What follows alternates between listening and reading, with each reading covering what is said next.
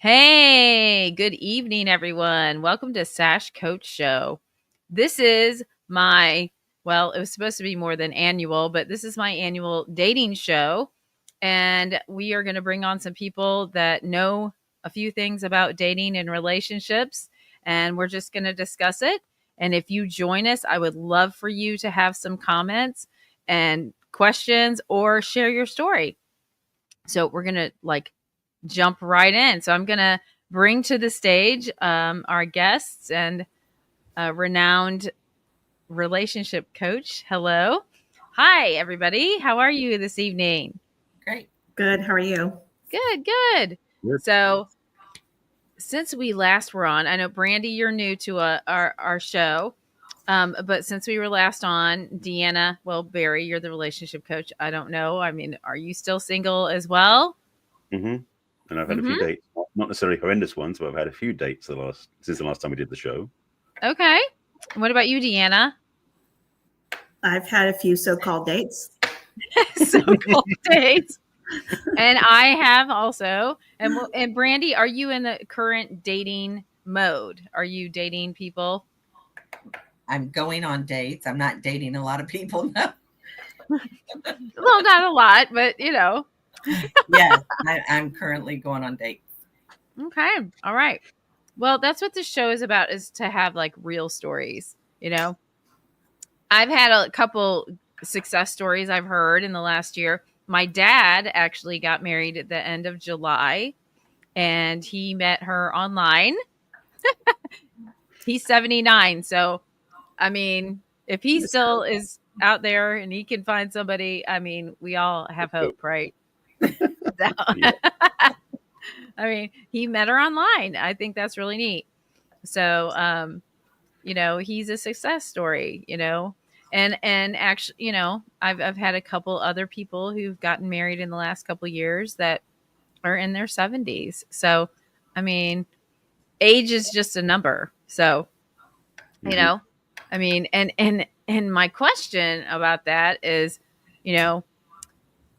how many of us are still in the trying to flush out our parents' relationship and bringing it to a dating situation? I mean, how long do we have to process that, Barry? Barry, how long?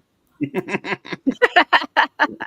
long as it takes. I mean, because I talk just to contextualize this, because I had the wrong word in my mouth for a second. We are always using the model our parents set for us as our dating approach without realizing it. Because we learned when we're 3 years old, we're not thinking about dating at 3 years old, but our parents are modeling relationship for us right in front of us. So that sort of goes into our unconscious mind without even thinking about it. And it becomes the guidance we don't realize we're pulling on when we go on dates and looking at possible prospective partners. Totally agree. So that can be a lifelong process if you don't know you're doing it, or it can be pretty quick if you're working with somebody who knows how to facilitate that disconnection, so to speak, of the old paradigm to where you're now an adult choosing for yourself. Right. I totally agree. Deanna, what do you think about that? Have you chosen dates or relationships that mirror, parental type of relationships? I don't think so. Okay, so you did the opposite. Yeah, Sometimes we do the opposite, right? Yeah. Think so. Yeah. But the challenge, though, again, is because it's unconscious. Like, for example, if your dad was like a workaholic or was never around, you might find partners who just don't show up. It may not be the same exact thing, but the results will be very similar. So, but yeah, sometimes it is the opposite of that. I know for myself, growing up, I did not want to be like my dad, so I did everything basically the opposite of him. So yeah, it can be the opposite. Absolutely. Yeah. I think so. What about you, Brandy? Have you seen that in your relationship life? I did. I mirrored it for a while, and then I went to the complete opposite. Yeah. I thought the one didn't work, so let me go over here. So now we're looking in the middle somewhere.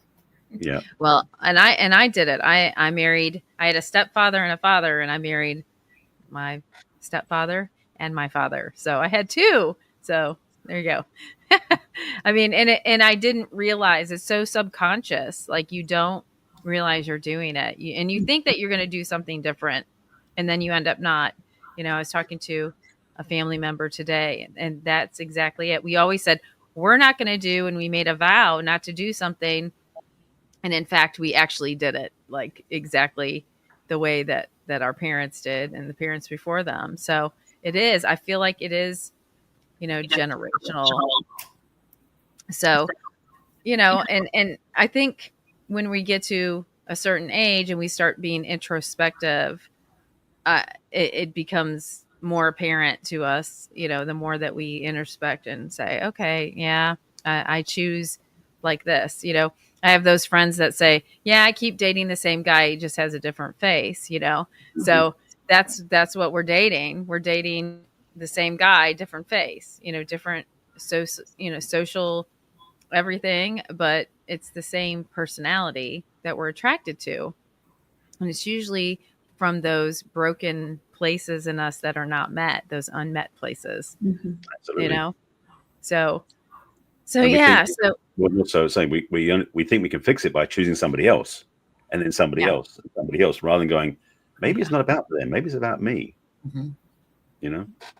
run away from yourself kind of thing. Yeah. Yeah. So to recap, Deanna, since you're the only one on the show since the last time, well, not only, Barry too, but Deanna, what have your experiences been this last year since the last show? What have you learned that was different, and what have you changed about how you're dating? Oh, gee, I I think I've learned to put boundaries and stick by them. I used to go on what I would call fishing expeditions, and for me, it really is important to have someone that matches my faith. So I would, someone would put on their profile they were spiritual. I'm like, oh, okay, well, maybe, and then I would go on a date, just hoping that they would talk about the things that mirrored my relationship with God. So no judgment at all, but I'm looking for someone who aligns with where my walk is right now. And I've learned, again, no judgment whatsoever, but we talk about the things that we're passionate about. And if someone has that walk that I'm looking for, then that's going to be something they talk about very quickly. So I've stopped my fishing expeditions. I can pretty much vet people really quickly and find out if they're actively pursuing a walk with God. So that really leads how I date. I don't know. It's still, some days I think I have dating figured out, and other days I don't think I've learned anything. So I don't know. I mean, I've had several people tell me, if a man wants to go out with you, he's going to be calling you. You don't need to prompt him by a text. You don't need to, try and push him by randomly texting him every third day because he hasn't reached out to you. If a man is interested, he will be assertive with the pursuit. So that is probably one of the biggest challenge I'm finding is you'll match with 20 people and you exchange hellos and you're like, what now? Like, what now? I wait. Right. I want to be pursued. So, Right. Yeah, I mean, I just sit back and I'm like, okay, you haven't said more than hello in 3 days. Goodbye. So, Right. I've become a lot harsher, I guess, in the vetting process, but it's been good. It saved me some grief, Right. Well, And because I do know you, I've seen your attachment style change, and I feel like that's where what shifted was your attachment style. Yeah. So as you get more, you get healthier, your attachment style changes. You become balanced. I mean, I tend to be the opposite. I don't get emotionally attached. I'm actually emotionally unavailable. So, I mean, I'm pushed over here, and I can't stand. And I've said this so many times. I hate the hello, good night text. I cannot stand it. Like in the online dating thing, hello, hi, beautiful. But I know it sounds crazy, but it makes me crazy when they call me beautiful. I don't like it. Like, hi, beautiful. And I'm like, okay, you don't know me. Yeah. You haven't met me in person. Yeah. I might not be beautiful. You don't know. like it almost offends me. I know it's crazy. It sounds crazy, but I feel like that's too intimate of a greeting. What do you think? Yeah, I don't like being called any of those things. I mean, baby, sexy, any of that. You don't earn the right to call me any of that. I think this, after coming out of a 6.5-year relationship, I think the first year was totally different from where I've been this second year. And you've seen it. I mean, I start messaging someone, and after one day I don't hear from them again. I used to be heartbroken over that and devastated. Now I'm like, what in the world was I doing? So, yeah, you do. I mean, it's all part of the healing process and the refining of getting back out there. And I've got to plug in. I am so sorry, or you're going to lose me. That's okay. Well, Brandy, what about you? What is your dating style? Like what would you categorize? I don't ever pursue a man first. I am a little bit old fashioned in that way, where I think, you can look at each other, or you can, if they like you and you like them, they can take the lead. Because if they can't, then they're not really going to lead much, is how I look at it. If they say hello, beautiful, or good morning, beautiful, and I just always come back with, well, beauty starts from within. I could be pretty ugly. I try to make light so they catch on to it. So I don't try to read into it too much, because I think for some, they're trying to do what us women keep saying, like, we need you to acknowledge us, we need the compliments, we need this, we need that. But then we're saying, don't do this, don't do that. So I think we kind of send out a lot of mixed signals. And maybe this half of the women are saying do it, and this half are saying don't. So if they do, how you know?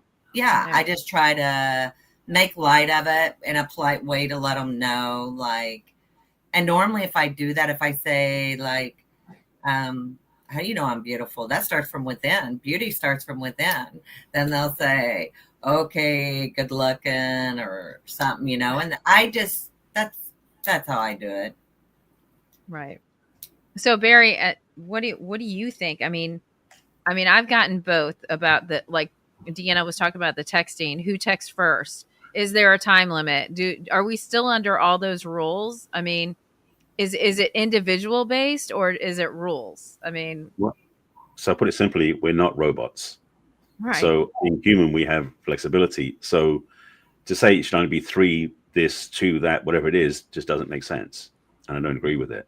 Something to speak to quickly, though. Which was it? Sorry, there was like 4 things went through my head at once. And like, which one was it I was going to pick from? The challenge with dating is, yes, as Brandy said, it's like for us men, we're kind of confused oftentimes, because we're not sure which way a woman is leaning, what her preferences are. So sometimes we are a bit uncertain about how to proceed. And the thing that, first of all, by the way, what both Deanna and you said about having the assumption that the men can address you in certain terms, they haven't earned the right. Absolutely. If you're going out and you're in a relationship, then first of all, it's nice that the guy actually does ask you if it's okay to call you certain terms, right? Because some women have certain rules about terms, like you've just said.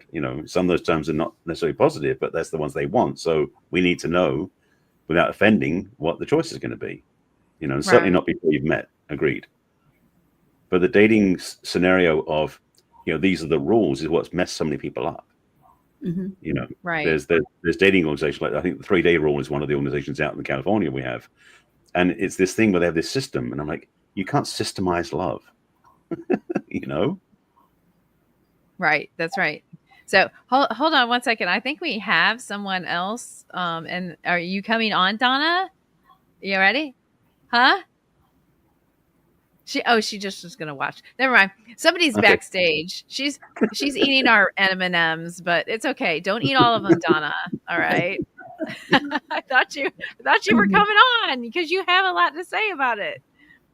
Well, she can type it in. Can she type it in the comments? Yeah, she can type it in the comments if you want to say something. So I won't pull you on, though. I thought I was going to. Surprise. Anyway, sorry. So, but also one thing I'll speak to, by the way, you mentioned about with Deanna about attachment styles. There's so much we can learn about ourselves through books, studies, working with a therapist, a coach, whatever it is. And attachment styles is one of those things. And it's great to reference, because when you start recognizing what your pattern is, and if it's not the one you want, you can change it. And so, because the first thing for my work is always saying the first step is always awareness, just to be aware of what's going on. That you can see, oh, that's not what I want. Let me change it. But if you're not even aware of it, you don't know what to change. So having the willingness to look at ourselves in the mirror with an honest review is a good way to grow, just personally, regardless of relationship. But it makes you better in dating when you know what your patterns are. Like Deanna was saying about someone of faith. If that's important to you, that should be the first thing you talk about. Don't waste time. Like, wait till the third date before you tell them, by the way, this is what I want. It's like, wait, don't waste each other's time. Like for me personally, personal development, being conscious, doing the work is front and center for me in all my communication now, because that's what's important in my partner. So yeah, you got to choose what you really want. So how many of you, I've had some great conversations with men on the phone. Like they'll say, hey, can I call you? And I'll, all right, and it'll be a night. Like I'll talk to him for 2 hours and then I won't hear from him again. Like, and they were like, this was a great conversation. Oh my gosh, they're so easy to talk to, let's get together, blah, blah, blah. At the end of the conversation, I'm not talking about before. And then they're ghosts. They're gone. Like, I'm like, wow, I wasted 2 hours talking to this person that had no interest. Like, I don't understand the investment. Were they just bored? They just wanted to talk to somebody. I mean, it just, I don't do that anymore. I won't do that anymore. It taught me a lesson. It taught me that, no, I'm not going to invest in an hour or two to talk to you if you're not going to invest in, hey, let's meet on Saturday at 11 o'clock. Like, I have no interest in speaking to you then, like that. I mean, does that sound cold or does that sound wise? I don't know. Sounds wise to me. I do that. If they start going on dates, and I said, great, you got next Thursday open? And then I'll say, okay, well, just send me the place and time and I'll be there. Right. Like I just give them the date and let them pick the place and the time. Right. So I just shut it down real quick. Either I feel like if I have to tell them that, I'll be continually telling them things like what to do. And I don't want to be in that place. I kind of just want to sit back. And I know our mutual friend, he talks about the masculine feminine all the time. And I was going to talk to him about it when he was on the show tonight, but he couldn't make it. But anyway, here's the thing.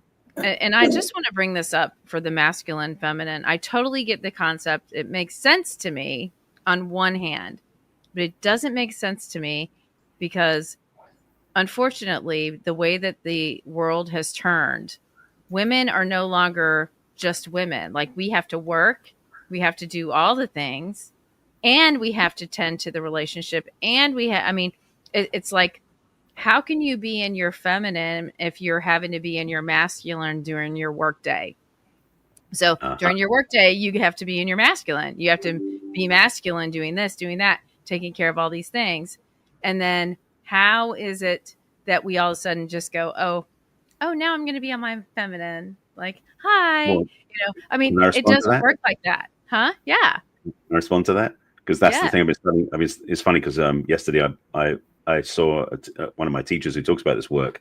I haven't seen him in almost 10 years. So it was really fun to catch up with him again. But that was reminding me of when I went through those teachings back in 2007, 2008. The masculine and feminine conversation is a rich conversation. And to be simple about it, we carry both within us. So like you're saying, when women are at work during the day and they're in the masculine doing things, that's normal. It's part of what is the doing part of being in work. It isn't your responsibility necessarily, if you're in a relationship, to get off of it, so to speak, and be in your feminine, although it's important for you for your own health. Because for women, to restore your femininity when you've been at work all day is important for your own sanity, frankly, regardless of if you're in a relationship or not. Because if you're doing, it's like you're messing up your own nervous system. Because for the women being your feminine is almost like it's like you take a breath, you start easing back into a grace and ease and flow, which is what feminine's about. Right. It is, however, a responsibility of the man in the relationship to let her know she doesn't do anything, that he can take care of things, like you were saying, Brandy, in a way.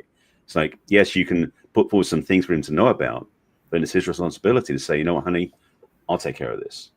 You put your feet up, or, I'll plan the date, or, I'll drive. All those little things we can do as the men to take care of our woman so she can be in her feminine. That's masculine action. And it's not like you have to dominate and be in charge, because that's one extreme of it, but that's more arrogance than it is being true masculinity. But being caring enough to say, you know what, I see what you're doing. When you're not working, I'll pick you up at 5 and we're going to do this, and this sort of thing. I'll take care of everything. You don't have to tell her what it is.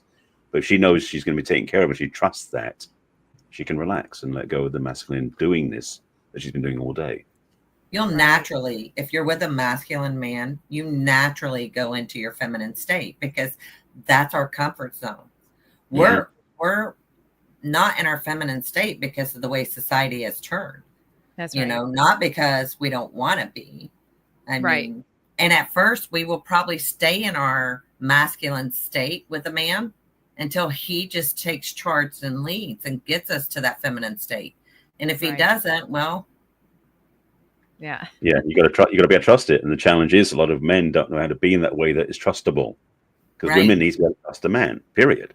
You got to feel safe. And so women won't move into their feminine unless they feel safe and can trust that the man can hold that place for her so she can let go of it.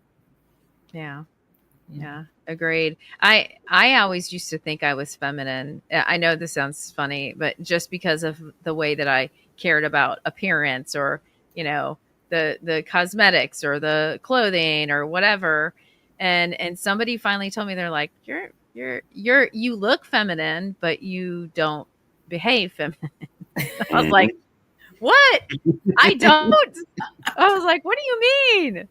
They were like, you don't, because you take charge. You do, I mean, I'm that person that you give me an idea and I'm off charging. I've planned the whole thing, and so that's steamrolling. Like, that's like, I just steamrolled, people and obviously men, but there are men that want that. Like, they want the woman to take charge. And there are women that want to be that.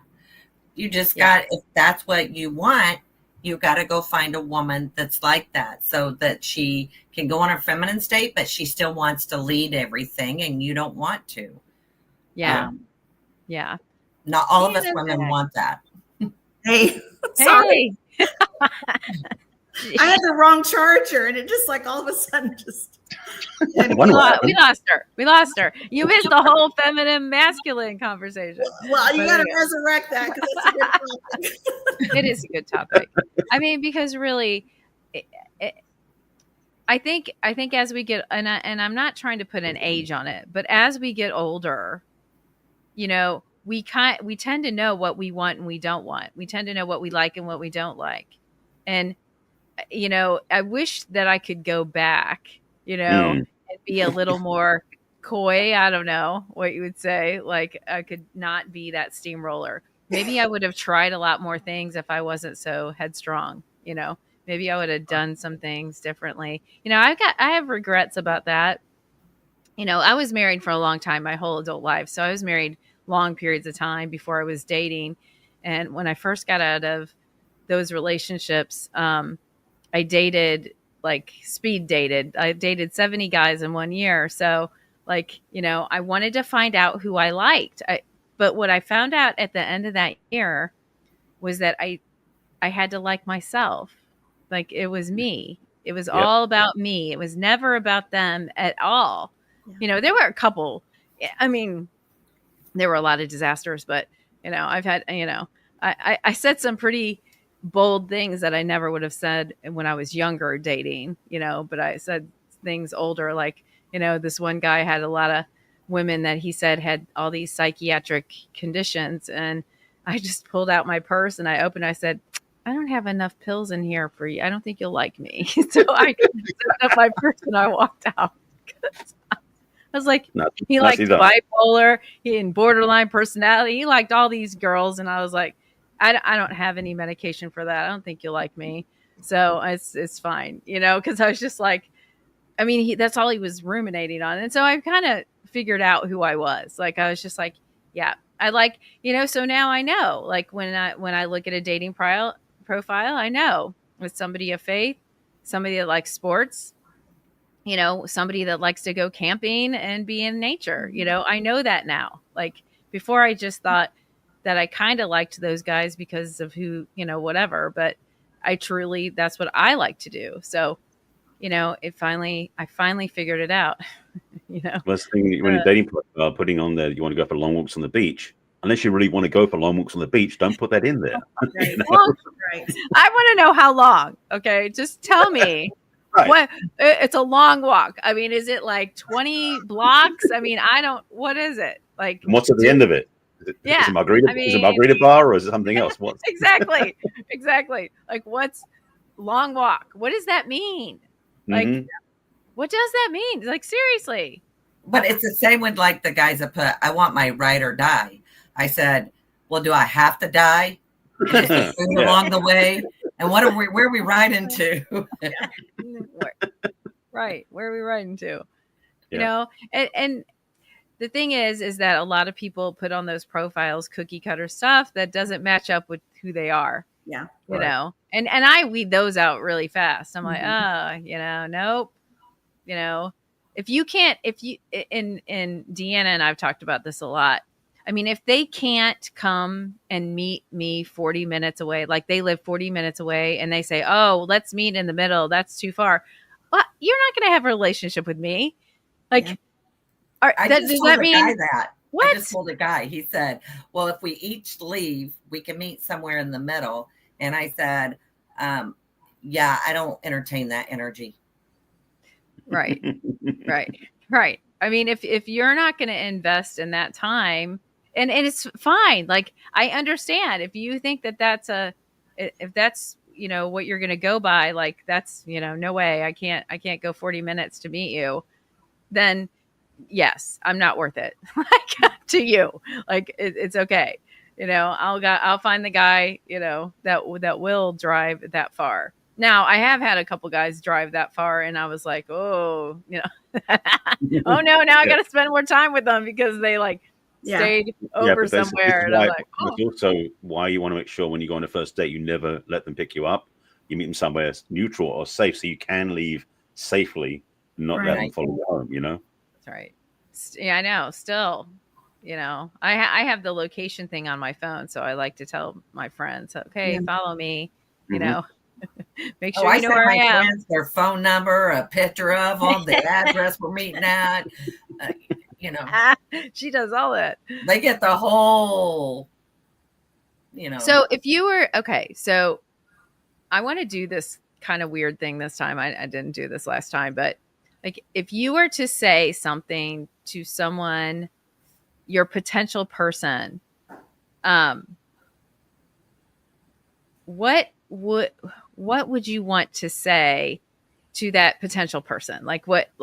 Do you have like a mantra in your head? Do you think, well, I'm going to show up like this, or, I would like to share my heart. What does your heart look like in this? Like, what would you share with them? That's like the most vulnerable thing that you could say future wise to someone. If do you understand what I'm getting to? Are you talking about like after you guys meet and you see that there's potential, or like? No, I want to know what you would say to a potential one, like right now, like nobody in mind, but what would you want them to know about your heart? Like what is something that you could be vulnerable to tell somebody about you and your heart? I tell them I have a big heart and I wear it on my sleeve, but life has taught me to guard it, and that I'm going to apologize in advance for not being so quick to show my emotions. But I will let you know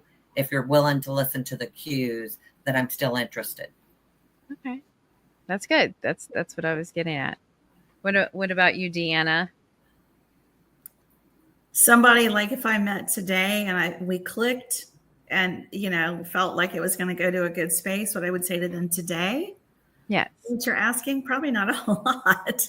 I mean, for me, it's very surface right now. I have to know that you are a safe space for me, and that takes time. And I'm not going to be, but so vulnerable to show you, but so much because again, I have to get to know you for you to start learning about some of the deeper things about who I am. So, I think that goes, not to segue off a little bit, but for me personally, I've had to learn that hard lesson too, is we want to tell all things, right from the start so they can get to know who we are.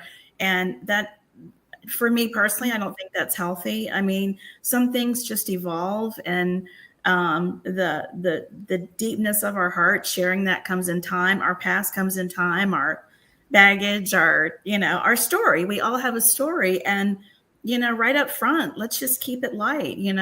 So many people want to get into that conversation right away, and I just digress. Tell me what kind of ice cream you like. We can talk about that stuff later. I just think you have to be smart and play it safe up front. And, we cross those bridges when we get to them. So I'll tell you, I'm a nice person and I'm fun to be with and all the good things. And from there, you got to earn all that later down the road. Good. Well, you pretty much said it though, in the beginning of all that, by the way. Yeah. I mean, that was good. That was good. What about you, Barry? What would you say? I think I've set the bar high enough where I'm not even interested in dating, period, unless somebody really brings a level of partnership to the conversation. Because I'm not looking to take care of somebody. I live my life the way I do, and yes, I love someone to join me, but as a partner in it, not as somebody who I have to then carry through life. Right. I'm really clear about that. Right. I think I've always been that way without realizing it, but especially the last several years, because of what I do now is in this work, it's hard to be with somebody who hasn't done this work themselves, because otherwise I'm coaching my partner, which I would hate to do, and I won't do. So that would be hard. Yeah. So she will have to have, as part of her own experience, done certain things that complement, match, work with what I have. It can be different too, but as long as there's an understanding that we don't coach each other, Yeah. I mean, I feel like I've actually had those kind of conversations with these guys that I told you I wasted a lot of time. I felt like I was relationship coaching them.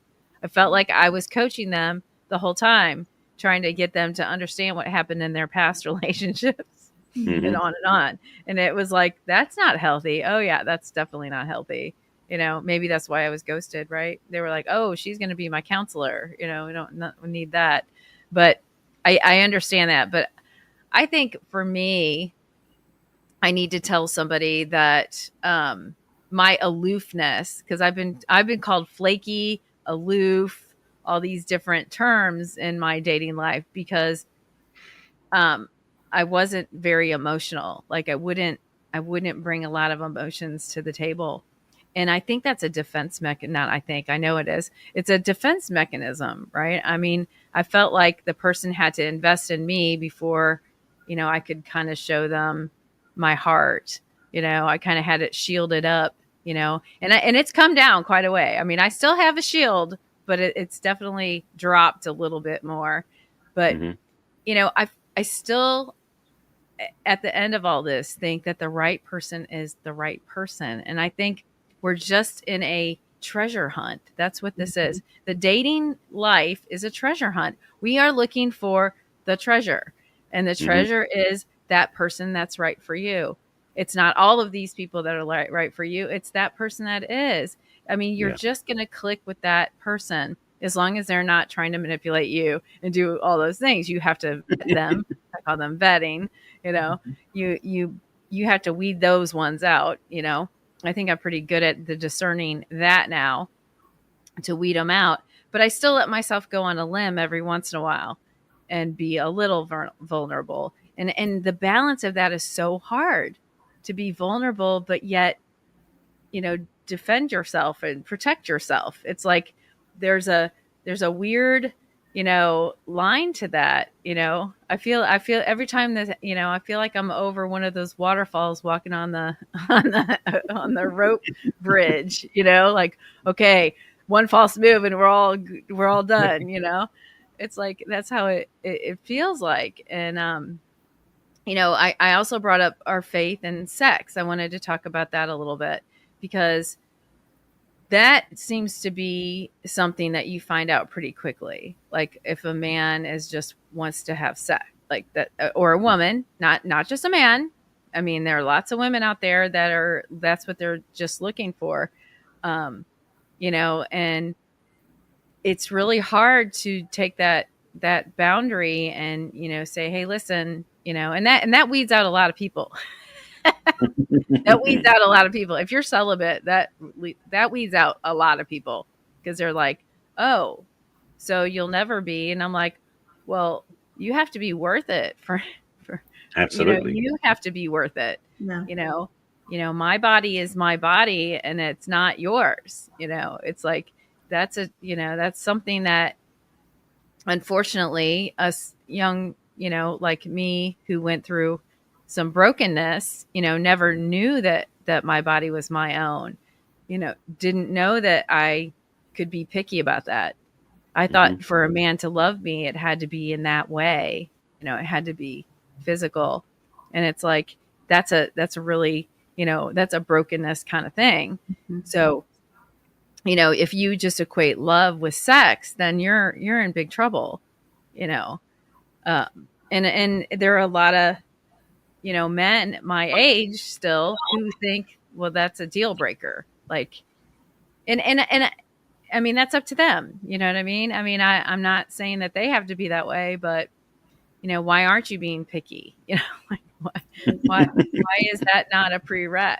That you have to have a feeling for someone before that physical thing happens. Or, for me, I've taken the stance, like, I really, for my faith, I'm not doing that. Next time is when I get married. So, period. Or if I get married, I'm even, at that place where I'm like, I don't know if I'll ever be married again. I would like to, but it has to be that right person. Again, it's got to be the right person. I'm not looking to I think I'm at a place where, I'm not building empires anymore. Like, we're not have to build a house, and we don't have to get the cars, and we don't have to get the materialistic things. I think when we get to our ages, we finally realize that was never the thing that made you happy anyway. It was always right here. It was always that, it was never anything outside of that, So what do you guys think? Speaking of sexual boundaries, I mean, I think, unfortunately, some of the learning lessons too we are, even with our faith, we're sexual creatures, and, we're fooling ourselves if we think that we can meet someone who lives 3 hours away and, oh, well, he's going to let me stay in his guest room. Those kind of things just don't work. So I think that you have to be wise about the situations that you put yourself in. And I used to really bring up the sex topic pretty quickly just to see where they were. And now I've kind of taken a little bit of a back seat, because if I'm going to figure out pretty quickly where your faith is, that answers the rest of my questions for the most part. I don't want to categorize everybody, but, right. A man who understands that someone who wants to live according to the Bible and date according to the Bible, if they are on that same walk, they will understand that and hopefully respect it. I mean, that's a good, not cookie cutter. I mean, I've met people who, said they share the same faith and they're on the same journey I'm on, but then they want to debate that, sex before marriage is necessary so you can make sure you're compatible sexually. And right. That's always the, yeah. So they're not we need to take a test drive. Yeah. Yeah. Don't do that. So, right. Yeah, I got to share real quick my story last July. So this is a first date, and it was just going to be early dinner, and it went well. So we decided to extend it. And this particular person didn't have air conditioning in his car, and it was in July. So we decided to extend the evening, and this is the abridged version, but we went to go see a concert and first date. And we sat down at a table, and he decided to take some liberties with putting his hands all over me. So I'm like, well, I can sit here for 2 more hours for the concert and deal with this. And then I'm going to take him back to his car, and it's going to be dark. And then I'm going to have to probably fight him off. So excused myself to the bathroom and I walked right out the door and went home. And unfortunate for him, I was the driver. So, I was running in a dress and heels, but, I just thought, you're big enough to put your hands on me. You're big enough to call an Uber. So, I blocked him the minute I got out of the driveway. So, but, you're safe. Yeah. Yeah, but again, why was I driving? Why was I putting myself in that position on a first date? So that was a poor choice on my part, but I got myself out of this situation. So, but yeah, I mean, we've got to be smart with the situations that we put ourselves in, because we are sexual by nature. So you have to know in the right situation, we all could, Right. Well, and not telling on myself, but alcohol has a lot to do with it too, right? So if you're drinking, your inhibitions come down, and I have to be real cognizant of that. Like, because I get pretty flirty when those inhibitions come down. So it's like I have to be understanding who I am, in that situation, and not that I'm, but it does change. Oh, but you said that you're celibate and you don't want that, but yet you're flirting with me. So that's a mixed signal, right? So I have to be clear, on that. You tell them you don't drink, you don't smoke, you don't do drugs, you don't pop pills, and we're not jumping in the sack. That pretty much weeds them all out. Yeah, a big portion. Yeah, all of them. That's like, a needle in a haystack. Yeah. But they still want to try it. They're still like, maybe. Okay. And I just went to a concert, the same thing. He said, I'll pick you up. And I said, no, we can meet. And he goes, what, do you want to go out to eat beforehand? Sure. We went out to eat. And then he goes, well, we can just leave from the restaurant in my car. And I said, no, I'll drive. And he goes, it's $25 a car to park. I said, I can afford my own parking. Yeah. There you go. Yeah. Right. And I mean, that's the thing. It's like, as we gotten older, I mean, now I'm more cognizant of all that. It's kind of crazy. Here I am in my 50s, like having to navigate this dating, like what? Like, it can be very frustrating, but again, it comes back to, I think the right person is the right person. Mm-hmm. I just really do. I think, and I think, I mean, it takes a little bit, but people are scared too. I've talked to a lot of different men that I know, they're almost not willing to be vulnerable anymore. They're mm-hmm. almost not, I mean, they're almost like just hung it up and said, mm-hmm. And it's not worth it to me anymore. I keep getting hurt and used and all this, to where they don't even want to date. They just want to go about their lives. And I'm starting to understand that, like, my peace is worth more mm-hmm. than going out on this date. It kind of is, I hate to say that. And is that narrow-mindedness now? I mean, I don't know, what do you think, Barry? What that brings up is, if you're sitting waiting for your knight in shining armor to show up, you're wasting your time. So definitely get on with your life, but also notice what's around you and who's around you. Mm-hmm. So it's not so much that you're out looking or that you're not looking. It's just about you're aware of what's happening. And frankly, ladies, you're one of the strengths you have is your sensitivity that we don't have generally as men, to notice what's going on around you. We can be oblivious to things. Mm-hmm. So oftentimes a woman might be attracted to a guy and he doesn't even know she's on the right. He may notice her out the corner of his eye, sort of thing, but he won't be noticing any chemistry or any energetics, because he just knows visually. Because basically that's where we're wired as men. We tend to notice things visually. So you may notice us because the way we do something, and you may just discover, the way we carry ourselves or the way we take care of somebody else, or we open the door for somebody, that rings a bell for you. But that's when, frankly, just on behalf of the other men, it doesn't hurt if you let us know you like what we did. So we know this, like, oh, okay. Because then we can respond on that. I mentioned this last time, I think, on the show about the dropping the handkerchief. Is back in the medieval times, women would actually lead by dropping the handkerchief that the men would then pick up and then pursue from that point. So it wasn't always the men from the get-go saying, I'm interested in her. Sometimes she would let him know by doing something flirtatious, so to speak, with a handkerchief. It wasn't the sexual come on. It was just like, if you pick up my handkerchief, I know that you're interested. So it's a mutual, like, okay, you like me, I like you, let's talk. And nowadays, I don't know if women realize they can still do things that can, frankly, just touch a guy's arm when you're looking at him. It'll get his radar going, like, what, she likes me? That sort of thing can happen, Yeah. So there's ways that it can be done in a respectful way. But to speak to what you said earlier about, I don't think men are giving up. Some men have been burned so much they're just wounded enough they're not willing to do the healing work.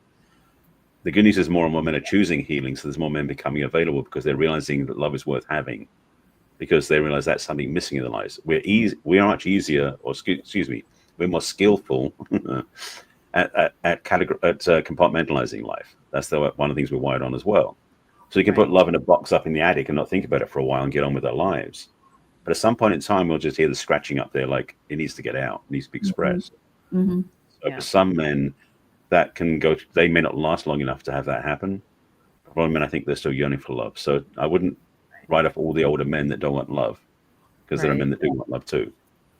Right. Well, I can tell by my 11 and 12 o'clock messages in my DMs, man. That's desperation. That's not love.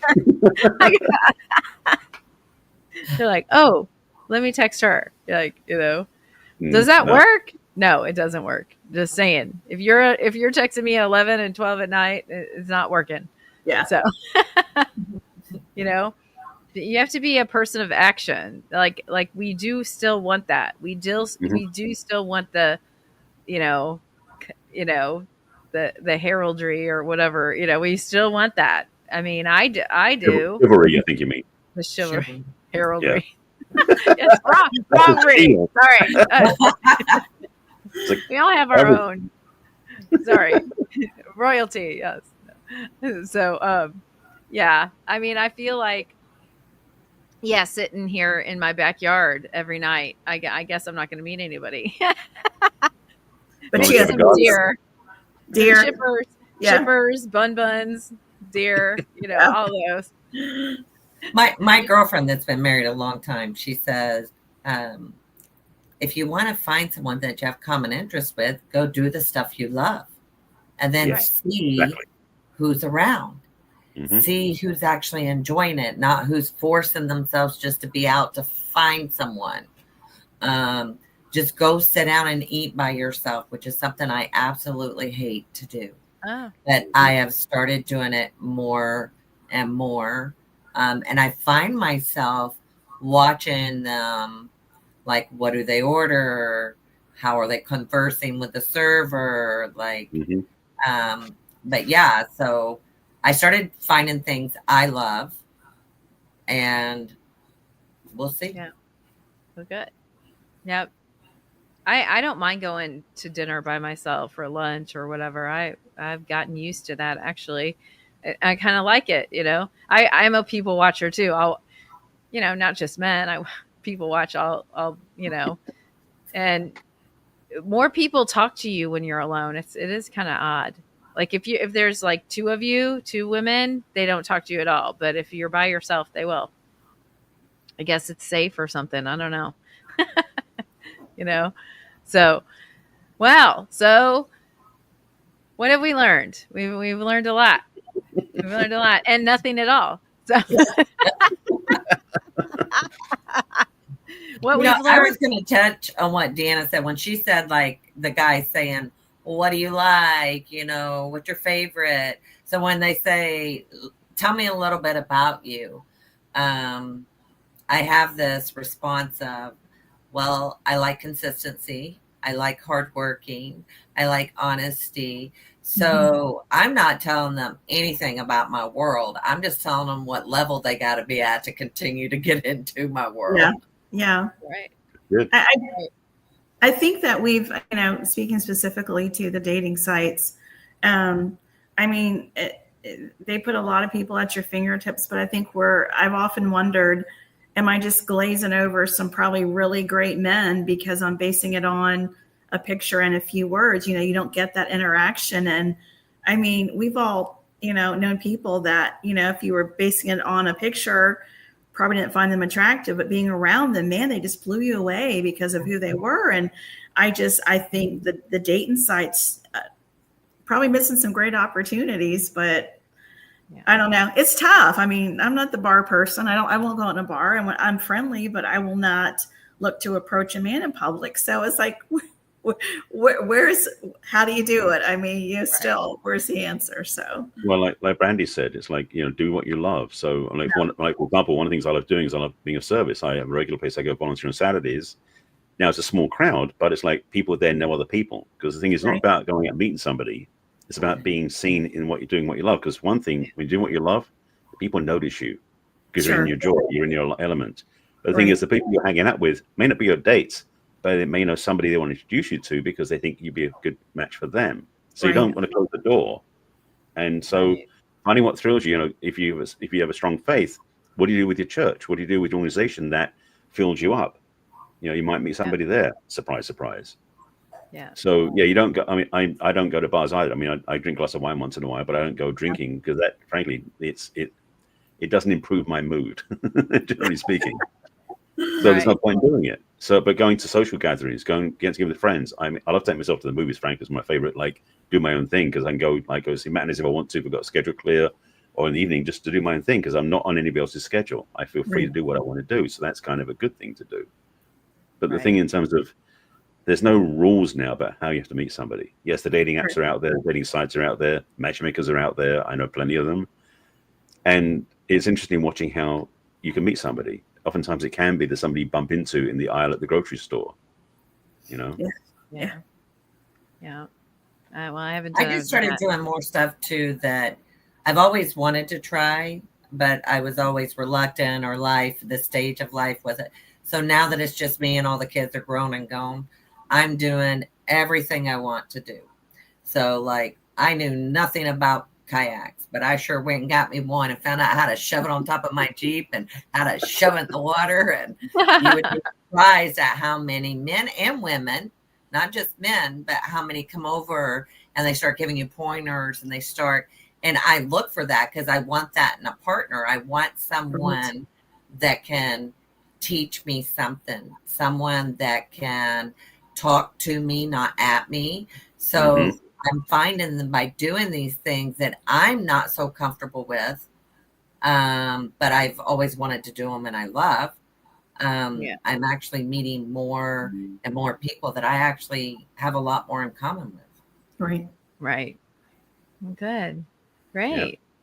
Wow. It's smart. Well, I think that's the better way. I mean, online dating. I mean, my dad found somebody online, so I can't say it doesn't work. It just hasn't worked for me so far. I've met a lot of people. I made a lot of friends, actually. When I moved to Kansas City, I met all these guys, and I networked them together even, hey, it was crazy. That's how I met all my new friends in Kansas City, was by online dating. So, I mean, it was kind of fun, but, but here, I'm up here in the country. I'm up here in the country now. So it's not as many opportunities to meet somebody in the grocery store because I was telling Deanna the other day, you'll see one guy in the grocery store, then you'll see him another place and another place. And so you can't date him because, what if you went out with him and then broke up with him? You'd see him in your whole little there. So you got to be careful. Well, maybe you need to go take grocery shopping in another town. Yeah. I'm going to town. To go meet somebody. I'm gonna go to 2 towns over to see. Yeah, exactly.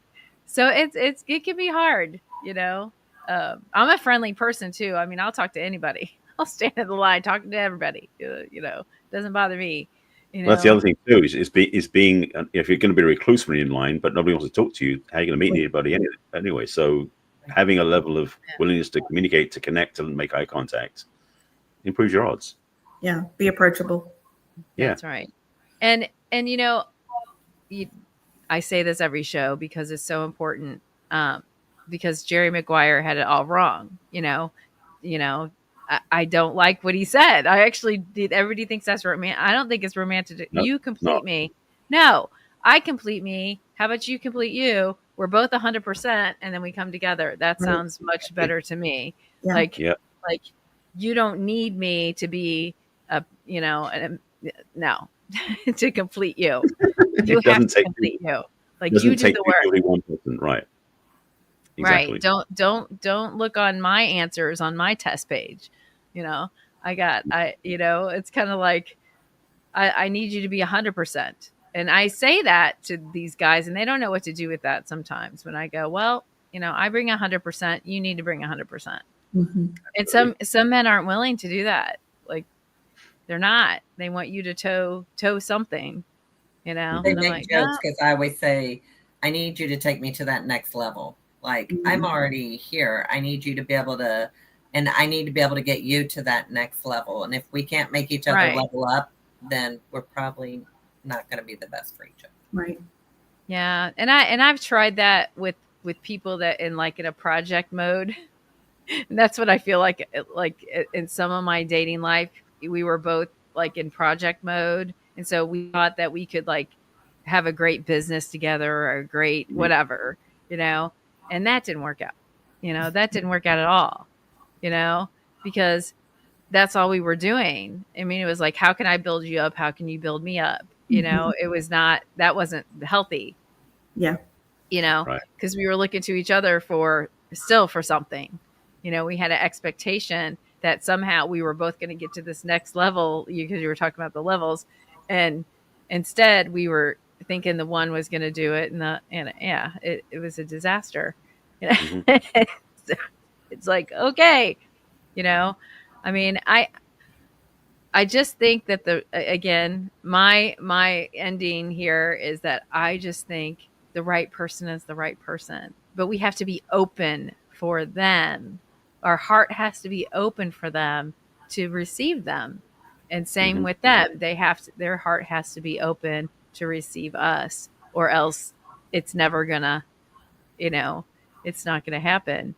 And, I believe in prayer. I believe that, God ordains things sometimes. And I just really feel like, my person is out there. I just maybe haven't met him yet, or I know him already and I haven't recognized who they are.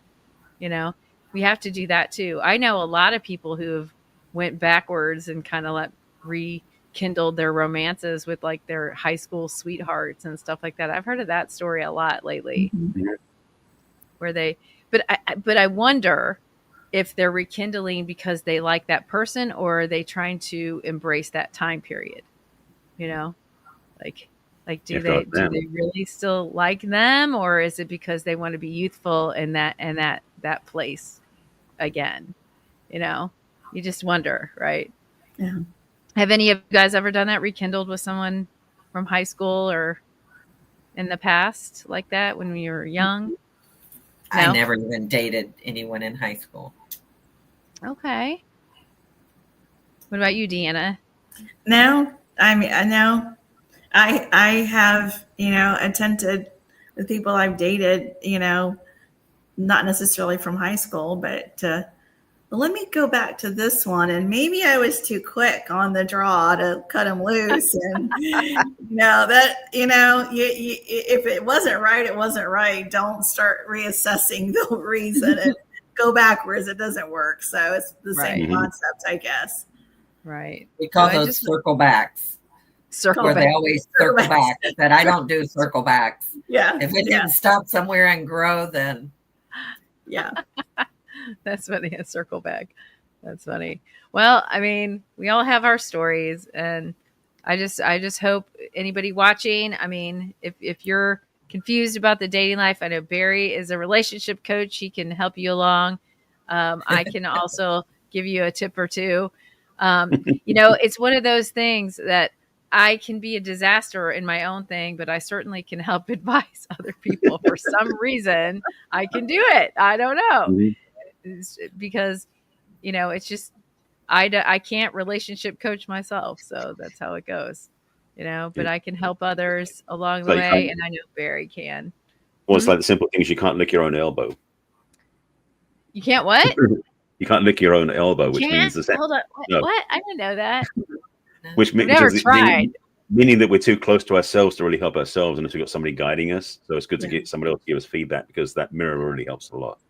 Yeah, it is. It is. It's really good. As long as you're not too quick to take good criticism, right? You know, it's good to have. That's what is also important is like, if you hear somebody or you yourself are always saying, "Oh man, you know, I'm just not meeting the right people. You know, all these people are toxic or whatever." Sometimes you got to look there. You know, like sometimes it's you. Like not everybody's toxic. Not everybody's whatever. You know, sometimes you got to look in the mirror. Yeah. The thing is, if you really, if you're looking for a long-term relationship, realize the longest relationship you'll ever have is the one with yourself. So why not invest in that one first? That's right. That's right. Mind, body, spirit. And that's how what I think, you know, those things have to be healthy all together.